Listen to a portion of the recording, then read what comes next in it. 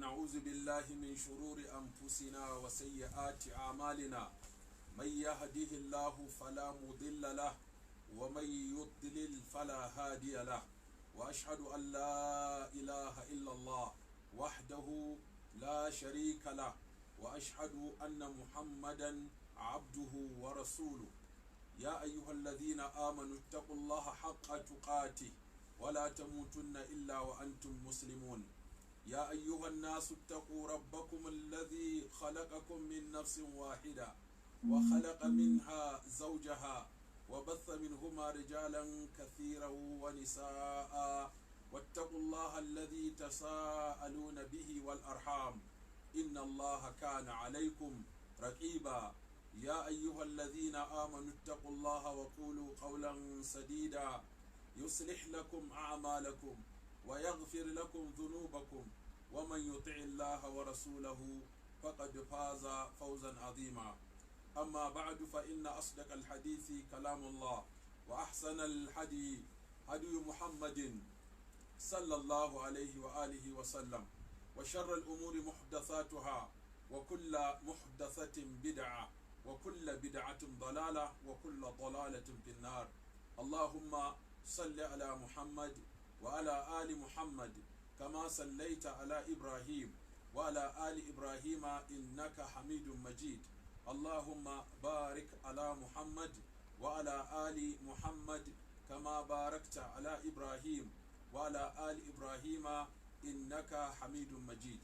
السلام عليكم ورحمة الله وبركاته. jama'ar musulmi barkamu da wannan lokaci. Yau muna ɗaya ga watan Ramadan, hijira 1441, wanda ya zo 24 ga watan 4 2020. Ci gaba da tafsirinmu yau za mu tashi darasi na biyu, inda dai za mu sake jaddada ayoyin da muka karanta jiya domin mu ɗora bayanin da za mu yi a kai. Shine muna cikin suratul Baqara aya ta 142. Na'am. أعوذ بالله من الشيطان الرجيم. بسم الله الرحمن الرحيم. سيقول السفهاء من الناس ما ولاهم عن قبلتهم التي كانوا عليها، قل لله المشرق والمغرب يهدي من يشاء إلى صراط مستقيم. وكذلك جعلناكم أمة وسطا لتكونوا شهداء على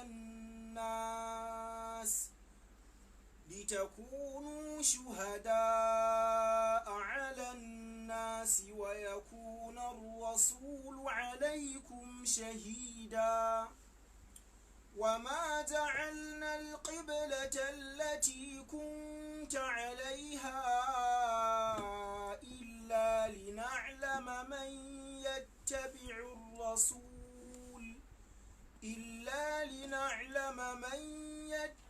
الرسول ممن ينقلب على عقبيه، وإن كانت لكبيرة إلا على الذين هدى الله، وما كان الله ليضيع إيمانكم، إن الله بالناس لرؤوف رحيم.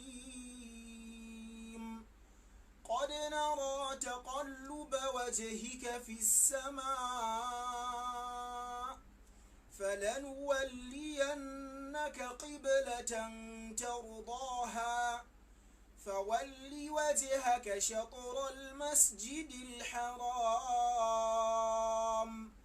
وحيث ما كنتم فولوا وجوهكم شطره، وإن الذين أوتوا الكتاب ليعلمون أنه الحق من ربهم، وما الله بغافل عما يعملون. ولئن أتيت الذين أوتوا الكتاب بكل آية ما تبعوا قبلتك وما أنت بتابع قبلتهم وما بعضهم بتابع قبلة بعض ولئن اتبعت أهواءهم من بعد ما جاءك من العلم إنك إذا لمن الظالمين. Allah subhanahu wa ta'ala ce sai kolu sufaha'u minan nasi, da sannu wawaye sakarkaru su sosai minan nasi daga cikin mutane za su ce, ma wallahum me ya juyar da su an qiblatihim allati kanu alaiha, gabarin alqiblar da suka kasance a kanta tun da farko. Qul, ka ba su amsa, lillahi al-mashriqu, ka ce gabas mulkin Allah ce, wal maghrib hakanan kuma yamma shi ma mulki ne na Allah, duk yana ƙarƙashin mulkin Allah, inda duk Allah yake so a kalla, ko gabas ko yamma ko kudu ko arewa, duk wannan mulki ne na Allah, kuma yadda ya ga dama haka yake cewa a yi. Yahdi man yasha'u ila siratin mustaqim, Allah yana shiryar da wanda ya ga dama zuwa tafarki madaidaici. Wa kadhalika ja'alnakum ummatan wasatan, Allah ya ce hakanan muka mai da ku al'umma mafi daraja ko al'umma mai adalci, litakunu shuhada'a 'alan nas, domin ku kasance masu ba da shaida akan mutane. Wa yakuna ar-rasulu 'alaykum shahidan, kuma manzo ya kasance mai shaida akan ku, yadda ku za ku ba da shaida akan mutane, haka shi ma manzo zai ba da shaida akan ku ranar alkiyama. Wa ma ja'alna al-qiblata allati kunta 'alayha, Allah ce bamu sanya wannan alqibla wacce ka kasance a kanta tun farko ba, illa lina'lama, sai dan mu san ko mu bayyana man yattabi'ur rasula, wane ne zai bi manzo duk inda yace ayi yayi kawai, mimman yanqalibu ala aqibaihi, daga wanda kuma zai juya akan dugadigensa ya ridda ya watsi da umarnin annabi. Wa in kana lakabiratan, lalle tabbas juya alqibla daga gabas a koma yamma, ko daga baitul maqdisi a koma ka'aba, ko daga ka'aba a koma baitul maqdisi, lakabiratan, lalle abu ne mai nauyi, illa alal ladzina hadallah, sai ga akan waɗanda Allah ya shiryar da su ba sa jin nauyin dokar Allah ko mai tsaurinta sai su bita. Wa ma kana Allahu li yudhi'a imanakum, Allah bai kasance mai tozarta imaninku ba, shine sallarku da kuka yi kuna kallon baitul maqdisi. Inna Allah bin nasi la ra'ufur rahim, lalle Allah ta'ala ya tabbata mai rangwame ne, mai rahama ne ga mutane. Allahu akbar. An nara taqalluba wajhika fis samai, Allah ce haƙiƙa naga jujjuyawan fuskarka a sama, kana kallon sama, kana jiran saƙon da zai zo maka dangane ga wannan doka. Da aka falanuwalliyannaka qiblatan tardaha, lalle za mu juyar da kai zuwa ga wata alƙibla wacce kake yarda da ita. Fa walli wajhaka shatr al-masjid al-haram, da aka ka juya fuskarka zuwa ga jihar masallaci wanda yake mai alfarma. Wa haythu ma kuntum, duk inda kuka kasance a duniya za ku yi sallah, fa wallu wujuhakum, to ku juyo fuskokinku shatarahu, ku kalli daki mai alfarma shine Ka'aba. Wa innal ladzina utul kitaba, lalle waɗanda aka ba su littafi sune yahudu da nasara da makamantansu, la ya'lamuna, lalle suna sanin annahu alhaqqu min rabbihim, cewa wannan juya alqibla din wato gaskiya ne min rabbihim, daga wajen Allah mahaliccinsu. wa mallahu bi ghafilin amma ya'malun, Allah ta'ala bai kasance marafkani ba gabarin abin da suke aikatawa, ya san komai ciki da waje. Wala in ataita allazina utul kitaba, lalle da zaka zo wa ma'abota littafi bi kulli ayatin, da kowace aya da take tabbatar da gaskiyarka, to ma tabi qiblataka, su fa ba za su bi alqiblarka ba. Wato abin ba na rashin aya bane. Wa in yaraw kulla ayatin la yu'minu biha, wa in yaraw sabila rushdi la yattakhizuhu sabila, wa in yaraw sabila al-ghayyi yattakhizuhu sabila, wa ma anta bitabi'in qiblatahum, kai ma baka kasance zaka ba taka alqiblar ko ka bar taka aqidar ka zo ka bi tasu ba. wa ma ba'dhum bi tabi'in qiblata ba'd, haka nan shashin su bai kasance yana bin shashi ba, yadda wato su ba za su bi ka ba kai ma ba za ka bi su ba, to shashin su ma baya bin shashi. wala in ittaba'ta ahwa'ahu, lalle wallahi da za ka bi son soye-soyen zuciyarsu min ba'd ma ja'aka min al-ilm, bayan abin da ya zo maka na ilimi, innaka idan lalle tabbas kai yayin nan da min zalimina, da ka zama cikin wanda suka cuci kansu. shine ma da ce sai qulul juhalu, jahilai za su ce, khifaful uquli, wanda suke da raunin hankali, shi ake kira wawa, ko a ce sakarai, ko a ce sususu, ko a ce shashasha, ko a ce awon igiya, ko a ce gaso rogo. duk waɗannan kalmomi ne da ake gaya wa mutumin da tunaninsa bai gama haɗuwa ba. minal yahud, daga cikin yahudawa, wa man kana ala shakilatihim minal munafiqina, da kuma waɗanda suke kan tunani da aƙida da wato yanayi irin nasu daga cikin munafikai.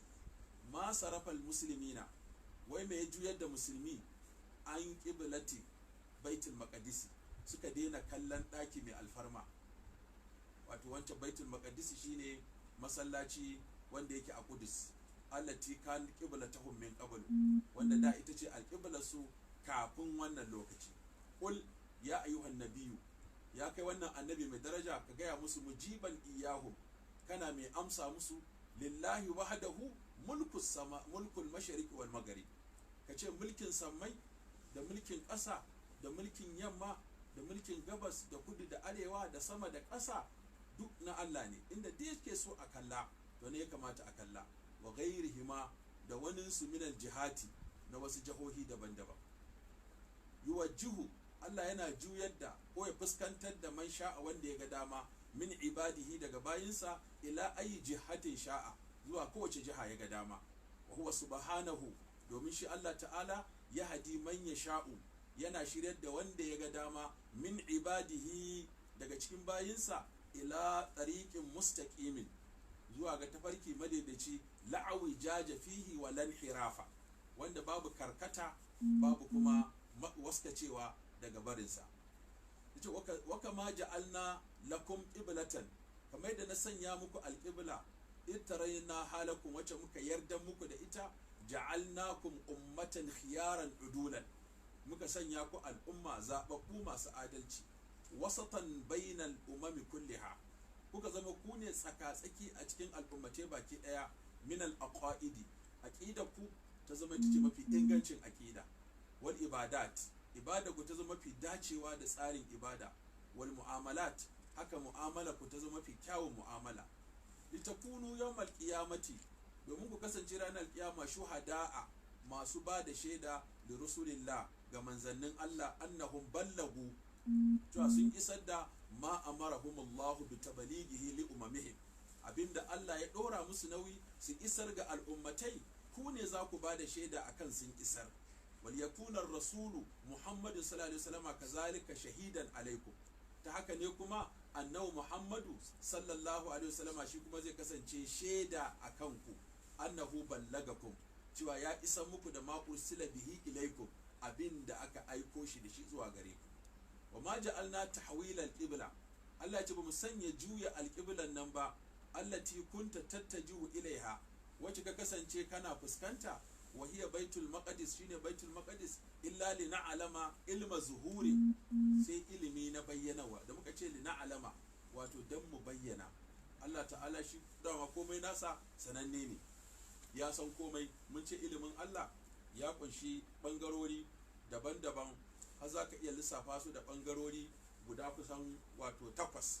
na farko mun ce ilimin Allah ya haɗa dukkan abin da ya wuce, ya alawu ma kana, wa ya alawu ma yakunu, wa ya alawu ma lam yakun law kana kaifa yakunu.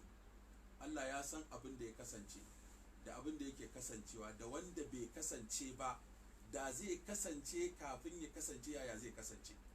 sannan ilimin Allah ya shimalul mustahilat wal mumkinat wal jaizat, ilimin Allah ya haɗa duk wani abu da zai yiwu da wanda ba zai yiwu ba, da mai wajibin yiwu ba, duk suna ƙarƙashin sanin Allah. sannan ilimin Allah ya haɗa dukkan abin da yake fili da dukkan abin da yake ɓoye. sannan ilimin Allah jahilci bai gabace shi ba, kuma ilimin Allah mantuwa ba za ta riske shi ba.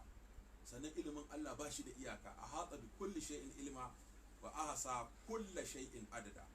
Da yace lina alama anan, in ka tashi fassara sai ka ce ilma zuhurin, wato ilimin bayyanawa wa mutane su gani, ba wai ilimin shi Allah sai daga baya zai sani ba, domin Allah ya riga ya san komai.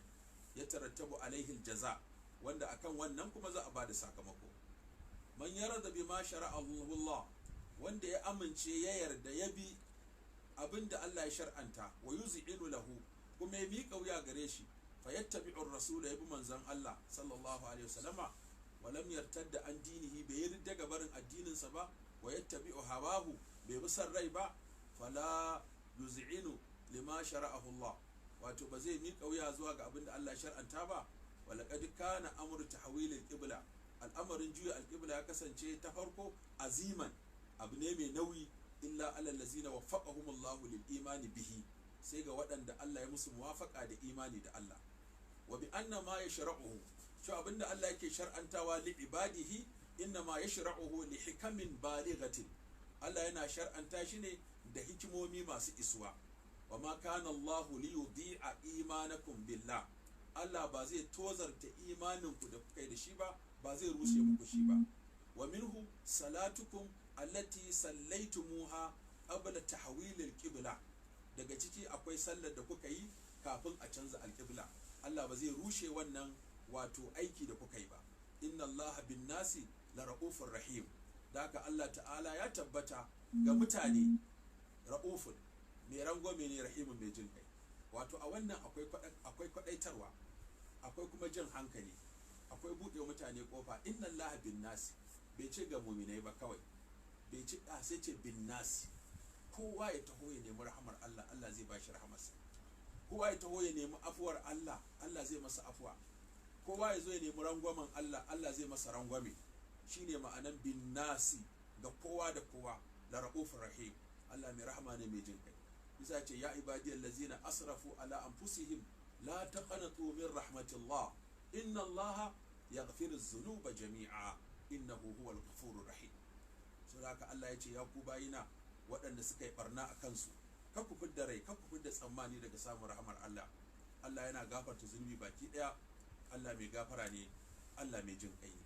Wannan zaburarwa ce da faɗaitarwa gare mu, mu buɗe ƙofa. Wala yashqu alaihim, ba zai musu tsanani, ba zai tsananta musu ba. Wala yudhi'u sawaba a'malihim, ba kuma zai tozarta ladan ayyukansu ba. Sai Allah ce qadra aina ayyuhan nabiyyu, ya kai wannan annabi mun ga tahawula wajhika, juyawan fuskarka, wato kana jiran wahayi. Wa nazarika, kuma da nazaraka da dubanka, ila jihatis sama, kana kallon sama, kana neman a saukan maka da wahayi. Tarabbuban, dan saurare, wa taharriyan, da kuma kardadolin nuzulil wahayi bi sha'anil qibla, saboda ko za a saukar da wahayi a yi maganan canza alqibla. Wa tahwiliha ila haisu tuhibbu, a juya maka ta inda kake so. Wala nuwajjihannaka, lalle za mu juyar da kai ila qiblatin tardaha, wa za mu juyar da kai zuwa ga alqibla tartadiha wa tuhibbuha, wacce kake so kuma kake kauna. Wa hiya baitullahi alharam, shine masallaci mai alfarma, badala baitul maqdis al, sakamakon wato baitul maqdis da ake kallo a yanzu. Fasiri waje haka, ka juya fuskarka ila jihati baitullahi alharam bi makkatil mukarrama, ka koma kana kallon ɗaki mai alfarma da ke maka. Wa aina ma kuntum ayyuhal mu'minun, duk inda kuka samu kanku ya ku dandazan mu'minai, fatawajjahu ila jihatihi, ku kalli inda alqibla take, inda ada'i salati, in za ku yi sallah. Wa innal ladzina utul kitaba minal yahudi wan nasara, lalle waɗanda aka ba su littafi, waɗannan an ba su at-taura, waɗannan an ba su injila, waɗancan an ba su zabura, la ya'lamuna, suna sanin anna tahwilal qiblati, cewa juya alqibla huwa al-haqqul munazzal, wannan gaskiya ce a basaukarwa, min khaliqihim wa mudabbir amrihim, daga mai halittarsu da mai gudanar da lamarinsu, lisubutihi fi kitabihim, saboda tabbatacce ne a cikin littafinsu. Wa laysa Allahu bighafilin, Allah bai zamo mai rafkanuwa ba, Allah ba shi da siffar rafkana, kamar yadda dan adam yake rafkana, to shi Allah baya rafkana. Amma ya amalu gabanin abin da suke aikatawa, haula'il mu'ridun, waɗanda suke fito na fito anil haqqi da gaskiya, ko suke kauda kai daga barin gaskiya. wal subhanahu wa ta'ala alimun bizalik, Allah yana sane da haka, wasu yujazihim alaihi, kuma zai musu sakamako akai. sai Allah ta'ala ya ce wallahi la in ji'ita, da zaka zo wallahi ayyuhan nabiyyu, ya kai wannan adabi mai daraja, allazina utul kitaba, wanda aka ba su littafi minal yahudi wan nasara, daga yahudawa da nasara, mashuban bi kulli ayatin wa burhanin, ka zo musu da dukkan aya kuma da hujja, ala anna tahwil al-qibla haqqun, cewa juya al-qiblan nan daga baitul maqdisi a koma ana kallon ka'aba, ka zo musu da hujja akai. ma tawajjahu ila qiblatika, ba za su kalli al-qiblarka ba, inadan lima ita bi, saboda tsaurin kansu ga barin yadda da abin da ka zo da shi, wa takabburan, da kuma girman kai an ittiba'il haqq, ga barin bin gaskiya. wa ma anta bi mutawajjihin ila qiblatihim, kai ma kuma ai baka zamo mai juya ba ka kalli alqiblar su ba, ba'ada an sarafaka Allahu anha, bayan ku Allah ya juyar da kai ga barinta. wa ma ba'dhum bi tawajjihin, sannan shashin su bai zama mai fuskanta ba ila qiblati ba'dihim, zuwa ga alqiblar shashi, li anna kullam minhum yukaffiru al-fariq al-akhar, saboda kowannen su yana cewa ɗayansa ba kan gaskiya yake ba. wa qalatil yahudu laysatil nasara ala shay'in, wa qalatil nasara laysatil yahudu ala shay'in wa hum yatluna al-kitab. wal in ittaba'ta ahwa'ahum, Allah ce lalle wallahi da zaka bi san ransu, domin idan mutum ya bin shari'a, fa in lam yastajibu laka fa alam annama yattabi'una ahwa'ahum, idan dai ka kira su zuwa ga Allah da manzansa suka ki amsawa, to ka shina suna bin son zuciyarsu ne.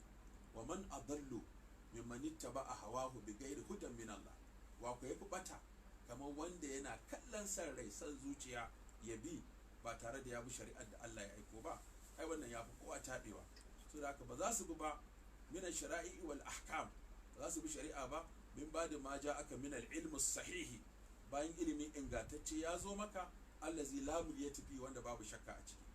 innaka hina izin, in ka saurare su, da min az-zalimin, wannan shi ake kira tauna aya, toya tsakuwa don a ba aya tsoro. an san annabi ba zai bi su ba, amma ana jan kunnen mu ne, don mu ne masu kirinki da san burgewa, da kuma wani ya burge mu, mu aje namu na asali mu je mu bi saura.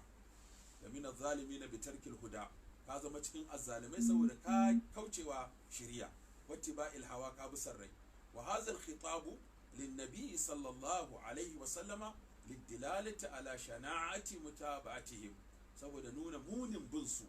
wa illa fa inna Allah qad asama nabiyahu, domin Allah ta'ala asima nabiyahu min zalik, ya tsare annabinsa daga haka.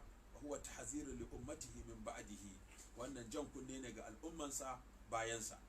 wannan shafi da muka karanta, wanda yake dauke da ayoyi guda 4, ayoyin zamu iya daukan darasi kamar guda haka.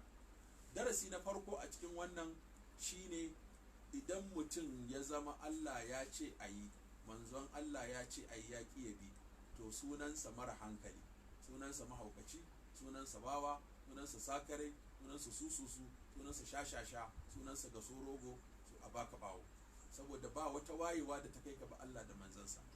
idan mutum yana bin son zuciya ko son rai, wannan ba ilimi bane, ba kuma wayewa bace. da haka wayewa, kada mutane su ɗauka kamar saban Allah shine wayewa.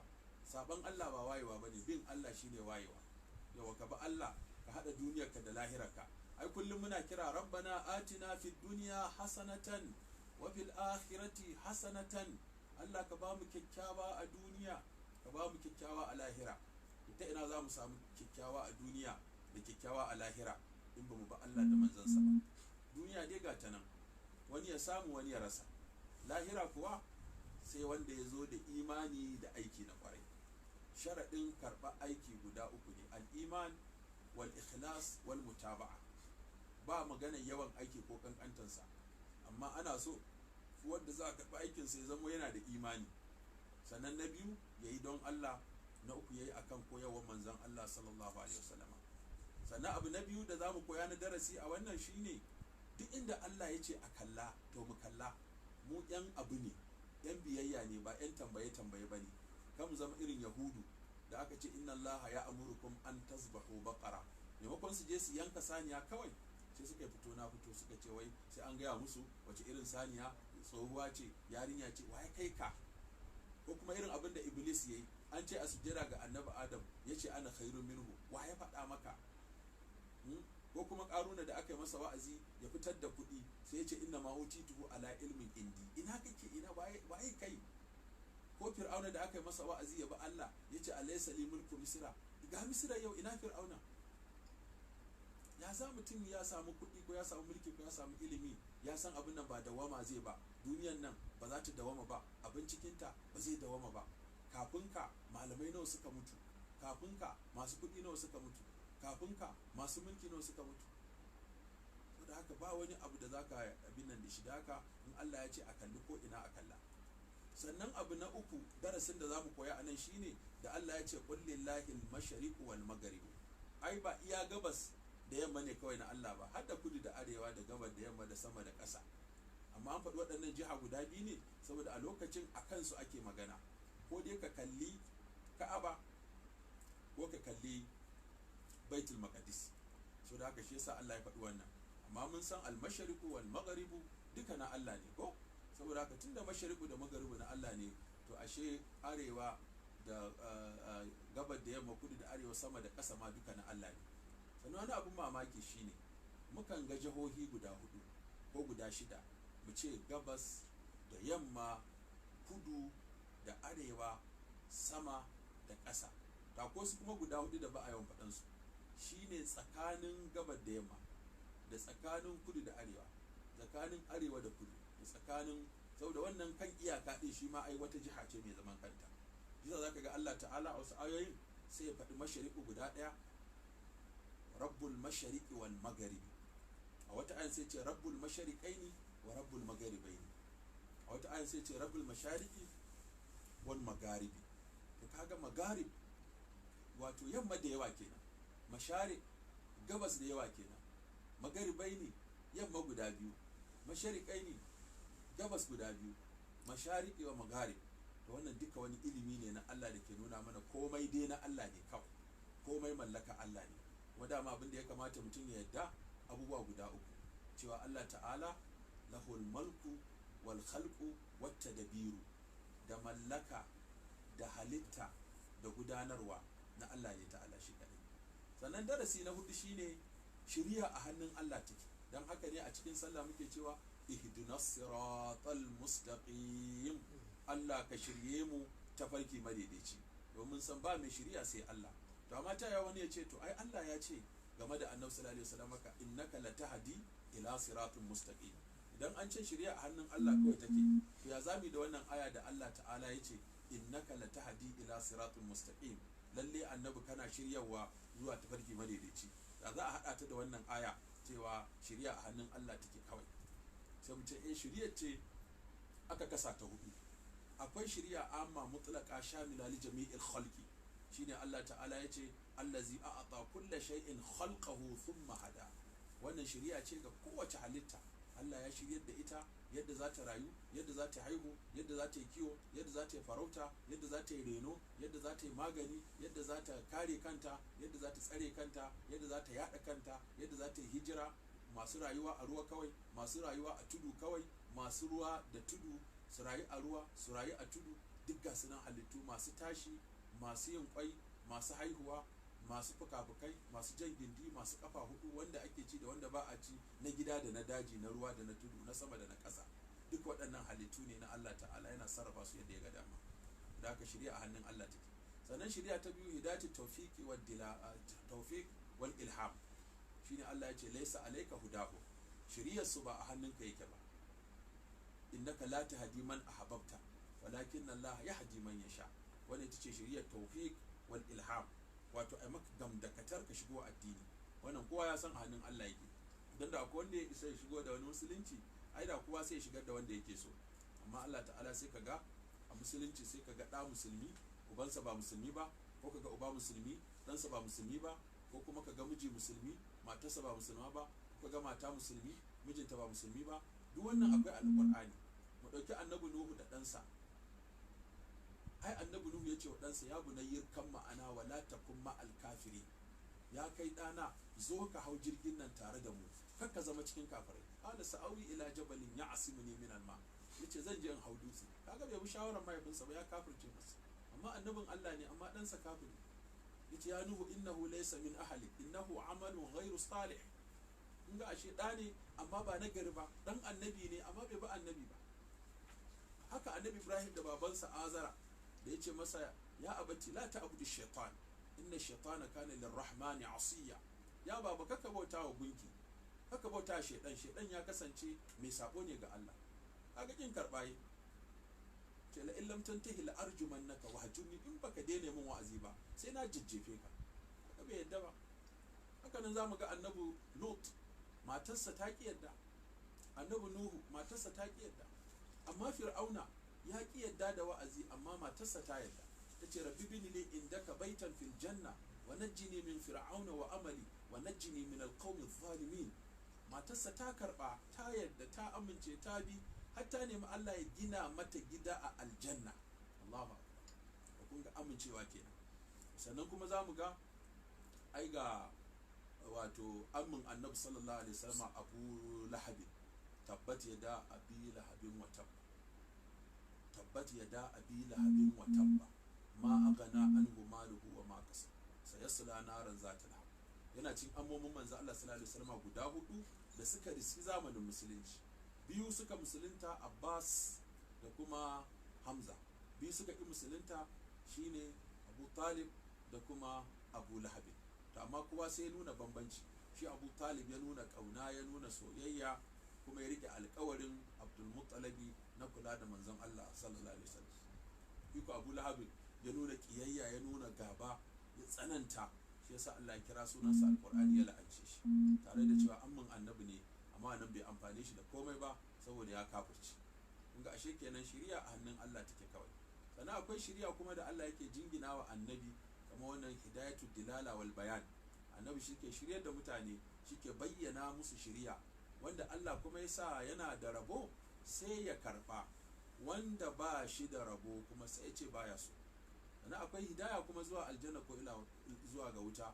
Alhamdulillahi allazi hadana li haza wa ma kunna linahtadiya laula an hadana Allah. Musa muke cewa ihdinas siratal mustaqim. Allah ka shirye mu tafarkin gaba da shi. Sannan darasi na gaba, wannan aya tana koya mana cewa wato al'umman manzon Allah al'umma ce mai adalci, kuma al'umma ce matsakaiciya, ba ta da guluwi. Abin da ake kira guluwi, iyakun wal guluwa, shi da wuce gona da iri.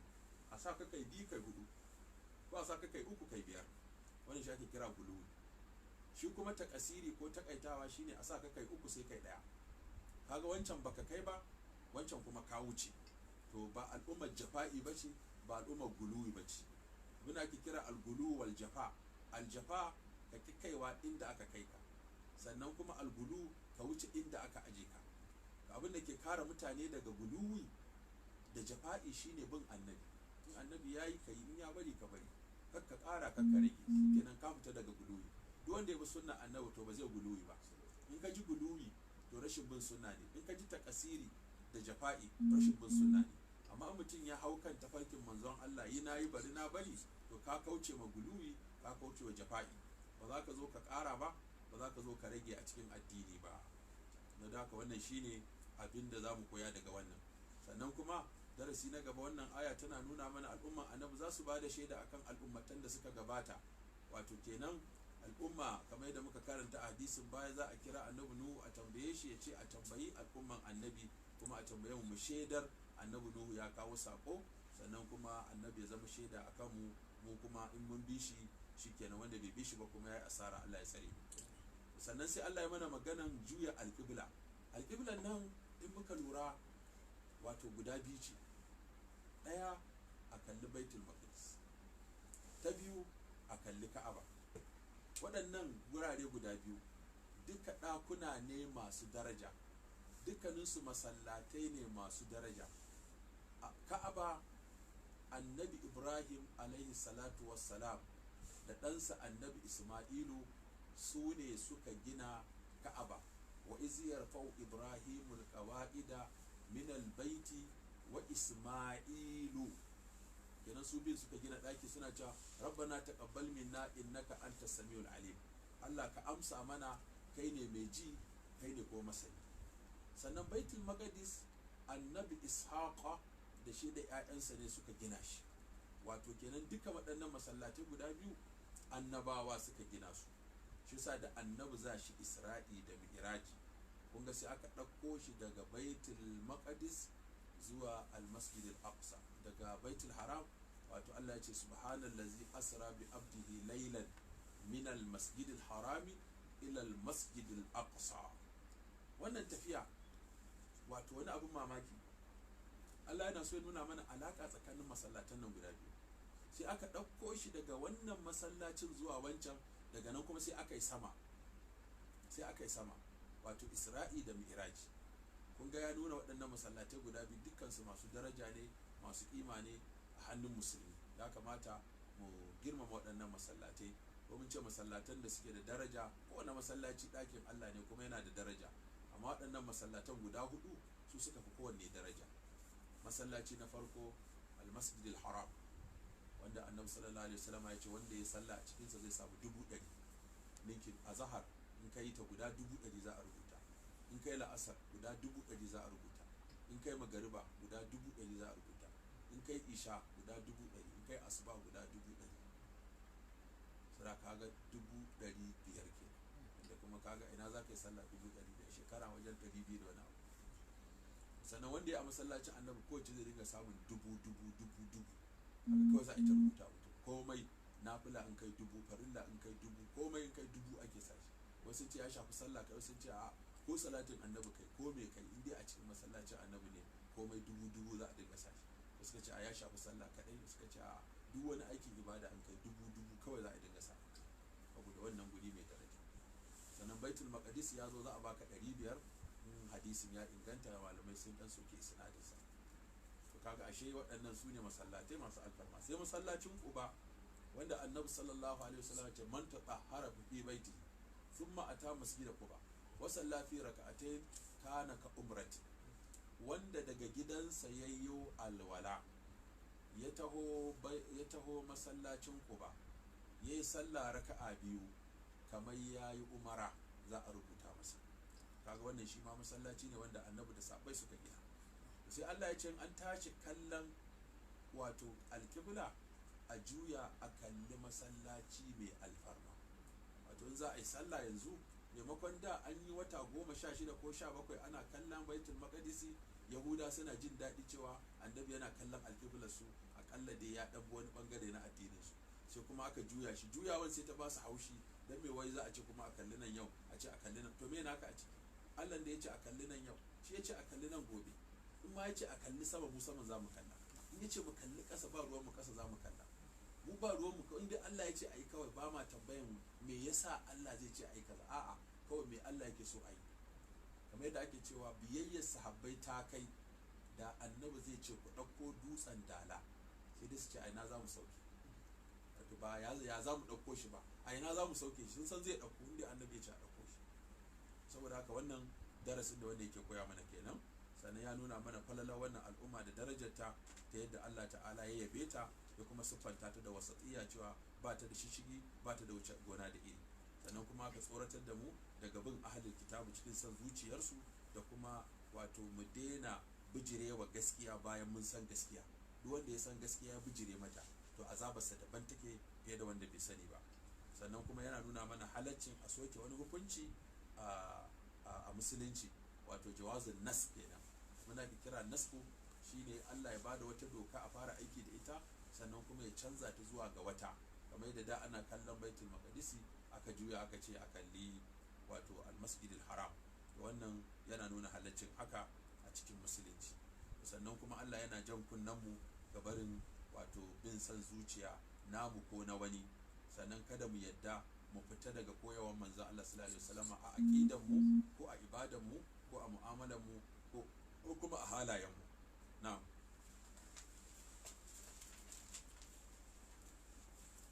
bismillahir rahmanir rahim. الذين آتيناهم الكتاب يعرفونه كما يعرفون أبناءهم وإن فريقا منهم ليكتمون الحق وهم يعلمون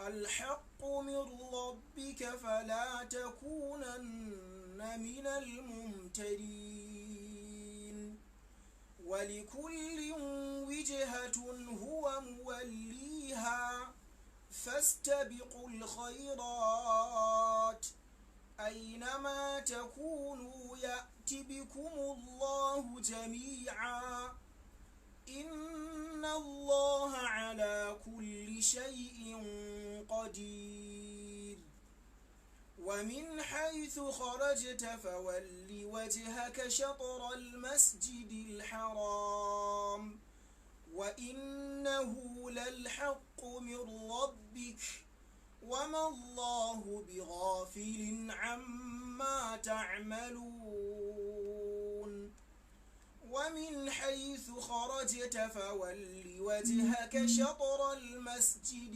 الحرام وحيث ما كنتم فولوا وجوهكم شطره لئلا يكون للناس عليكم حجة إلا الذين ظلموا منهم فلا تخشوهم واخشوني ولأتم نعمتي عليكم ولعلكم تهتدون كما أرسلنا فيكم رسولا منكم يتلو عليكم آياتنا ويزكيكم ويعلمكم الكتاب والحكمة ويعلمكم ما لم تكونوا تعلمون فاذكروني أذكركم واشكروا لي ولا تكفرون يا أيها الذين آمنوا استعينوا بالصبر والصلاة إن الله مع الصابرين. Allah subhanahu wa ta'ala ce allazina atainahumul kitaba, waɗanda muka ba su littafi, ya'rifunahu suna saninsa kama ya'rifuna abna'ahum, kamar yadda suke sanin 'ya'yansu. Wa inna fariqan minhum, lalle wani shashi ko wani bangare minhum daga cikinsu la yaktumuna alhaqqa, sukan ɓoye gaskiya, wahum ya'lamuna alhalin suna sani. Ai allazina atainahumul kitaba, waɗanda muka ba su littafi min ulama'il yahudi wan nasara, daga manya-manyan jigajigan malaman yahudu da nasara, ya arifuna amra tahwilil qiblati, sun san cewa za a umarci manzon Allah a canza alqibla daga inda aka saba ganinta, allati huwa min alamati nubuwati Muhammadin sallallahu alaihi wasallam indahu, wanda wannan alama ce babba daga cikin alamomin annabtan manzon Allah sallallahu alaihi wasallam a gurinsu. Kama ya arifuna auladahum, kama yadda suke sanin 'ya'yansu, wa yumayyizunahum min ghairihim, kuma suke tantance su daga wani daban. Yadda in kaga ɗanka da ɗan wani zaka ce wannan ɗana ne wannan ba ɗana bane, to haka in suka ga manzon Allah suke gane shi. Wa ma'azalika, amma tare da wannan hujjoji, fa inna ta'ifatan minhum, wani bangare daga cikin su la yaktumuna al-haqqa allazi ja'a bihi, suna ɓoye gaskiyar da manzon Allah ya zo da ita, saboda me? Hasadan min inda anfusihim, saboda tsabar hasada da ke ransu. Ya fa'aluna zalika, suna aikata haka, wa hum ya'lamuna annahu al-haqq, sun san cewa annabi gaskiya ne. Haka Allah ya ce al-haqqu min rabbika, gaskiya daga wajen Allah mahaliccinka take. Fala takunanna minal mumtarina, kaka kasance daga cikin masu yin shakka. Duk abin da Allah ya kawo daga Allah, karɓe shi hannu biyu, karɓe shi da zuciya ɗaya, kada ka zama cikin masu shakka. Ai haza huwa al-haqqu min rabbika, wannan shine gaskiya daga Allah. Fala takunanna ayyuhar rasulu min ash-shakkina fi sihhatihi, kaka zama cikin masu nuna shakka dangane ga ingancin sa. wali kullin wujhatu.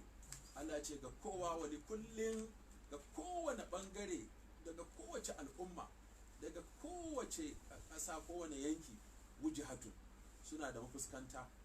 huwa muwalliha, shi mai fuskantar ta ne. fastabiqul khairat, da haka Allah ce ku yi gaggawan zuwa ga alheri. aina ma takunu, duk inda kuka kasance, ya'ti bikumullahu jami'an, Allah zai zo da ku baki daya. ko ina tafi ka zauna, in Allah ya ce a taho duk za a taho. inna Allah, tabbas Allah ta'ala, ala kulli shay'in qadir, mai iko ne akan komai. ai wani kulli ummatin min al-umami, kowace al'umma da shin al'ummatai, jiha tana da jiha, yattajihuna ilaiha, suke fuskantuwa zuwa nan. hissiya kana au ma'anawiya, abinda ake gani kururi ne ko ko abinda ake gani na tunani ne. kowa yana da nasa tunani, da tasa aqida, da tasa manufa, da nasa nazari, da nasa bincike, da nasa ra'ayi, da kuma nasa wato tunani. wa min zalika ikhtilaful umam, daga ci akwai sabanin al'umma fi qiblatihim wa ma shara'a Allahu lahum, da kuma abinda Allah ya shar'anta musu. wala yadurru tanawu'u wujhatihim, ba zai cutar ba a ce bangarorin kowa yana da nasa bangare irin na wato alqibla. in kana bi amrillahi wa shar'ihi, in dai Allah ya ce kai kalli nan, ya ce mu kalli nan, ya ce wannan ya kalli can, to duk ɗaya ne. tasabaqu antum, ku gaggawa, ku sauri, ku gasa, ayyuhal mu'minuna ila fi'il khairati, ku je ku aikata alheri, allati umurtum bi fi'liha, wanda aka umarce ku da aikatawa. wa sayajma'ukumullahu fi ayyi makanin, duk Allah inda kuke Allah zai tattaro ku, kuntum fihi yawmal qiyamati, ranar qiyama, liyujaziyakum, don ya muku sakayya ala amalikum, a bisa aikinku. inna Allah ala kulli shay'in qadir, fala yu'jizuhu jam'ukum wala mujazatikum. tattara ku da muku sakamako ba zai gajiyar da Allah ba, ba zai wahalar da Allah ba, ko ba zai gagara Allah ba. don haka ku je ku zauna duk inda kuke, abinda ake so ba inda kake ba, me kake yi. ka zama a kana kowace ƙasa, ka ga dama ka je ka zauna. in nan an matse ka koma can, in an takura ka anan koma can. duk ƙasa ta Allah ce. al-ibadu ibadillah wal biladu biladullah. ƙasa ta Allah ce, bayi na Allah ne. duk da ka ji da matsi, canza guri. ba wani wanda ya takura maka sai ka zauna inda aka haife ka ko inda ka saba. in ka ji da matsi, ka ji da takura, to tashi ka koma inda kake ga ya fi dacewa. wannan ko shine hankali, kuma shi ya fi dacewa, domin al'umma tana samun ci gaba, tana samun ɗaukaka, tana samun girma gwargwadon yadda ta fahimci kanta, kuma ta fahimci alheri da zai amfane ta, kuma ta kauce abin da zai cuce ta. haka Allah ta'ala ce wali kullin wujhatu, ga kowace al'umma akwai mafuskanta. huwa muwalliha, wannan al'umma din za su fuskanta. fasabiqul khairat, gaggawan alkhairi. aina ma takunu, da inda kuka kasance, ya'ti bikumullahu jami'an, Allah zai zo da ku baki daya. in Allahu la ilaha illa huwa la yajma'annakum ila yawmil qiyamati la rayba fihi wa man asdaqu min Allahi haditha. inna Allah ala kulli shay'in qadir.